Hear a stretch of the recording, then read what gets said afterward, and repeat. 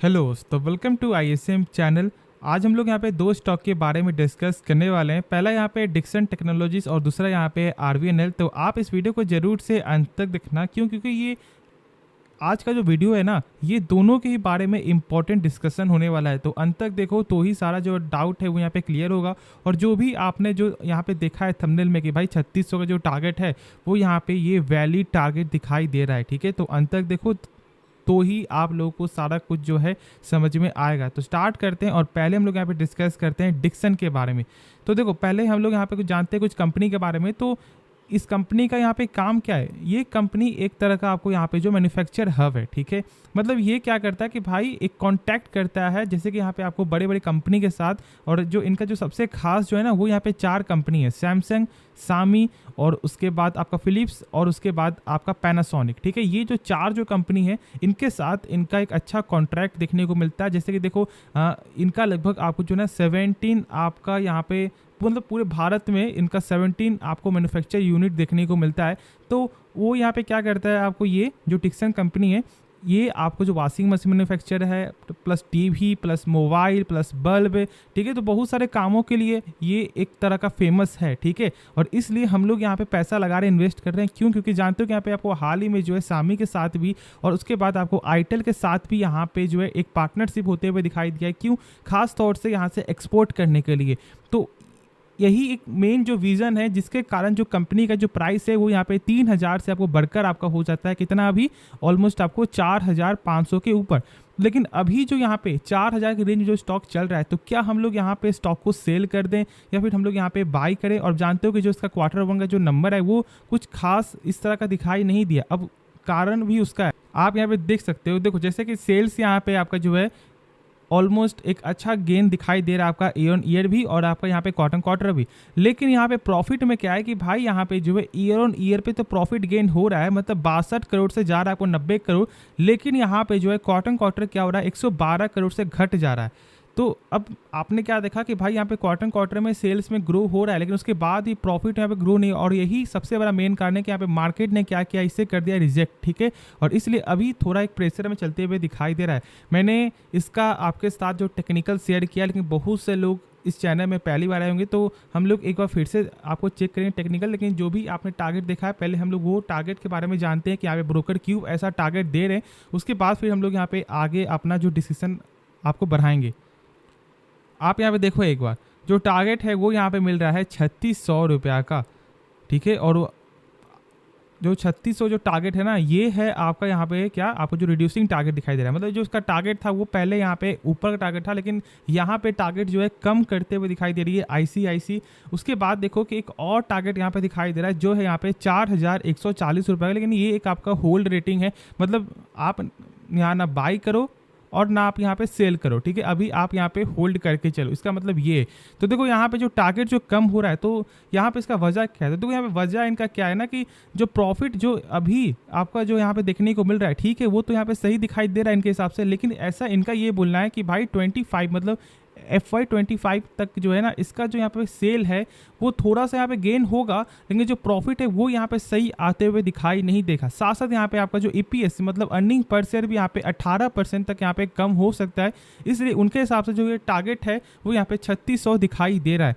तो देखो, ये सब जो टारगेट है ना, ये शॉर्ट टर्म पर्पज़ के लिए, और मैंने कंपनी का जो डिटेल फंडामेंटल का वीडियो आपके साथ शेयर किया हुआ है। और यदि आपको जानना है तो आप एक बार चेकआउट कर लो भाई प्लेलिस्ट, उसमें सारा कुछ आप लोगों को मालूम चल जाएगा। और वो बहुत ज़्यादा इंपॉर्टेंट प्लेलिस्ट है, यदि आप चेक कर लेते हो, यदि आपके पास टाइम है तो बहुत कुछ आपको यहाँ पे नया नया जो पैरामीटर के बारे में सीखने को मिलेगा। तो इसलिए मेरे हिसाब से देखो, ये टारगेट को देखकर पैनिक आपको बिल्कुल नहीं होना है। अभी यदि आपका पर्पस क्या है वो पहले आप जानो। यदि आप यहाँ पे लॉन्ग टर्म के लिए हो तो फिर कोई दिक्कत है ही नहीं। हाँ, यदि आप शॉर्ट टर्म के लिए तो फिर आपको टेक्निकल यहाँ पे चेक करना होगा। और आज हम लोग यहाँ पे टेक्निकल चेक करते हैं, क्योंकि मैंने कंपनी के बारे में आप लोगों के साथ यहाँ पे शेयर किया हुआ है। अब देखो, यदि कुछ पॉइंट जाने ना, तो कंपनी का यहाँ पे जो सबसे बेस्ट है वो यहाँ पे रिटर्न ऑन कैपिटल एम्प्लॉयड। अब देखो, ये 20% के ऊपर का आंकड़ा है। मतलब कि जो भी कंपनी अपने ऊपर 100 रुपये यहाँ पे लगा रहा है ना अपने ऊपर, तो वही कंपनी का 100 रुपये एक साल बाद यहाँ पे हो जाता है 120 रुपये। मतलब भाई 20% का ग्रोथ है। एक गजब का नंबर यहाँ पे कंपनी शो करती है। क्योंकि देखो, मैंने आपके साथ क्या शेयर किया है कि भाई किसी भी कंपनी का जो है 12% के ऊपर का होना चाहिए रिटर्न ऑन कैपिटल एम्प्लॉयड, और यहाँ पे है 20%, मतलब कंपनी बेस्ट है। तो आप ज़्यादा यहाँ पे शक मत करो, बस अभी आप यहाँ पे टेक्निकल चेक करो।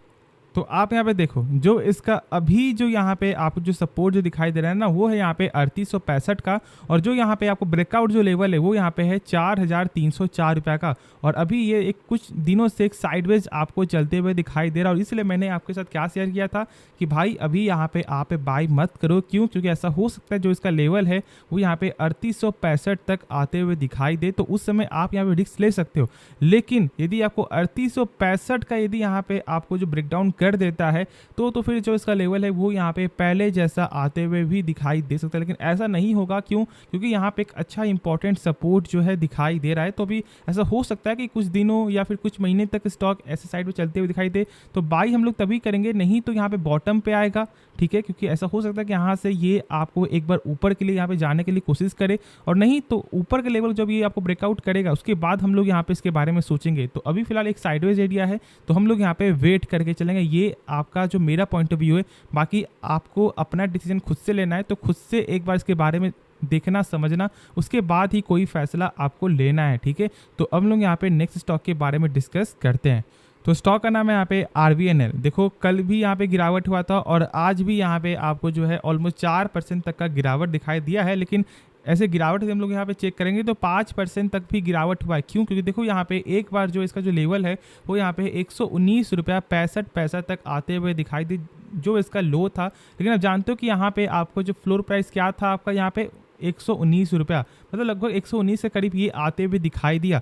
और देखो यहाँ पे होता क्या है, जैसे कि मान लो जब आपको ही यहाँ पे डिस्काउंट मिलेगा तो आप क्या करोगे। जैसे कि मान लो आपका बाइंग लेवल यहाँ पे है 110 का, ठीक है मान लो, और यदि इसका जो प्राइस है वो यहाँ पे चला गया 130 में, और यहाँ पे आपको जो यहाँ पे सरकार क्या बोलती है कि भाई 119 में हम लोग फिर से यहाँ पे स्टॉक को बेच रहे हैं, मतलब अपना स्टेक यहाँ पे कम कर रहे हैं, तो आप लोग क्या करोगे कि भाई जल्दी से यहाँ पे सेल करोगे, और फिर आप यहाँ पे कोशिश करोगे कि 119 में यहाँ पे फिर से मुझे शेयर मिल जाए तो हम लोग यहाँ पे होल्ड करके चलेंगे। तो बस यहाँ पे वही चीज़ है, यहाँ पे कुछ भी ऐसा डर वाली बात नहीं है। देखो लोग अभी तक जो है ना एक दो कंपनी को ऐसा देख लिए हैं जो यहाँ पे OFS के बाद एक मतलब आपको रुक चुका है। जैसे कि एग्जांपल क्या है आपको IRCTC, लेकिन देखो IRCTC का जो प्राइस था उस प्राइस से अभी ये बहुत ज़्यादा ऊपर दिखाई दे रहा है। और साथ साथ एक चीज़ और यहाँ पे जान लो कि IRCTC में क्या हुआ था कि मेन जो था वो था आपका यहाँ पे कन्वीनियंस फी, ठीक है, शायद आप लोग यहाँ पे याद है या फिर नहीं। और उसके बाद एक और क्या यहाँ पे कारण क्या था कि जो प्राइस जो था आपको स्टॉक स्प्लिट के पहले ऑलमोस्ट आपको 1300-1500 वो बढ़कर आपका चला गया था भाई 6500। तो ये जो रैली है ना, इस रैली को आप समझो, क्योंकि यहाँ पे साफ तौर से एक ऑपरेटर का गेम चल रहा था और यहाँ पे पंप एंड डंप वाला पूरा आपको हालात था, और इसलिए अभी ये साइडवेज चल रहा है। लेकिन ऐसा मत समझना कि भाई IRCTC एक खराब कंपनी है, क्योंकि एक साइडवेज चल रहा है तो मतलब लोग यहाँ पे शांत हो जाते हैं। तो भाई मेरे हिसाब से आपको क्या सोचना है जानते हो, कोई भी कंपनी हो, यदि कंपनी का बिजनेस यदि आपको पसंद है और यदि वो एक सही प्राइस में आपको मिल रहा है तो आपको यहाँ पे डरना नहीं चाहिए। खास तौर से वहाँ पे आपको ऐड ऑन करना चाहिए। और अभी लोग यहाँ पे डर रहे होंगे, लेकिन जहाँ तक भाई ऐसा मुझे लगता है कि डरने वाली कोई भी जरूरत नहीं है। हाँ, यहाँ पे आपका जो पोर्टफोलियो है वो यहाँ पे ग्रीन से आपको रेड हो गया होगा, ऐसा हो सकता है शायद यहाँ पे आपको प्रॉफिट हो रहा होगा, लेकिन अब यहाँ पे आपको लॉस चल रहा है। तो ऐसा चलते रहता है, कोई दिक्कत वाली बात नहीं है। आप यहाँ पे लॉन्ग टर्म के लिए तो भी आपको देखना है ही नहीं कि भाई प्राइस अभी क्या चल रहा है, बस आपको जब मौका मिले एक सही प्राइस में आप यहाँ पे ऐड ऑन कर सकते हो। अब देखो इसके बारे में हम लोग यहाँ पे कुछ जो है सही से जान लेते हैं कि यहाँ पे क्या करना सही रहेगा, और यहाँ पे जो पहले का ऐसा अभी तक जो इसके बारे में सही से ना मालूम हो तो एक बार जान लो पहले। आप यहाँ पे देख रहे हो कि जैसे कि यहाँ पे 3.4% पहले होगा स्टेक सेल, और यदि यहाँ पे आपका जो ओवर सब्सक्राइब हो जाता है तो उसके बाद फिर यहाँ पे जो एडिशनल आपका 1.96% यहाँ पे स्टेक सेल होते हुए दिखाई देगा। और देखो अभी तक इसका Q1 का नंबर भी यहाँ पे आना बाकी है, तो यदि Q1 का नंबर यदि सही आ जाता है तो फिर यहाँ पे आपको सपोर्ट मिल सकता है। और शायद आप लोग यहाँ पे नहीं मालूम होगा कि अभी आपको हाल ही में जो है आपको 27 जुलाई के दिन भी एक ऑर्डर इनके पास आते हुए दिखाई दिया, जो यहाँ पे साइमन कंपनी के साथ यहाँ पे देखने को मिला है। तो देखो यहाँ पे ऑर्डर अभी लगातार आते हुए दिखाई देगा ही, बस आप में पेशेंस होना चाहिए और बस आप यहाँ पे होल्ड करके चलो। बाकी जो डाउट है एक्स्ट्रा आप कमेंट में जरूर से पूछना। तो चलो, होप ये वीडियो पसंद आएगा, आपको इस वीडियो में कुछ भी सीखने को मिला, आप इस चैनल को सब्सक्राइब कर सकते हो और साथ साथ आप इस वीडियो को भी लाइक करना। तो मिलते हैं नेक्स्ट वीडियो में, तो तब तक के लिए धन्यवाद।